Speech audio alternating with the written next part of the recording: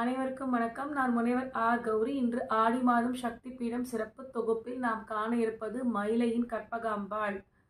சிவன் ஒரு முறை ஓம் என்ற பிரணவத்திற்கு விளக்கம் உரைத்து கொண்டிருக்க அதை காதில் வாங்காத அன்னை அங்கு இருக்கக்கூடிய ஒரு மயில் தோகை விரித்து ஆடுவதை கண்டு புன்னகை செய்கிறாள். இதை கண்ட சிவபெருமான், எந்த மயிலை கண்டு நீ மையல் கொண்டாயோ அம்மயிலாகவே இருக்க கடவ என்று சாபம் விடுகிறார்.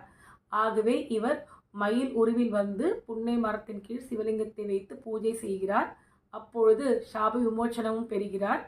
இறைவன் இவருக்கு கற்பகாம்பாள் என்று பெயர் சூட்டுகிறார். கற்பக மரம் நாம் என்ன கேட்போமோ அதை தரும். அது போலவே மயிலை வீற்றிருக்கும் அன்னையானவள் நாம் என்ன வரம் வேண்டினால், குழந்தை வரம், தாரி பாக்கியம், கடன் தொல்லை தீர, உடல் உபாதைகள் நீங்க அனைத்து வரும் தந்து அருளி நம்மை காத்து வருகிறாள். ஆடி மாசத்தில் அன்னை தரிசித்து நாம் இன்பம் பெறுவோம். நன்றி, வணக்கம்.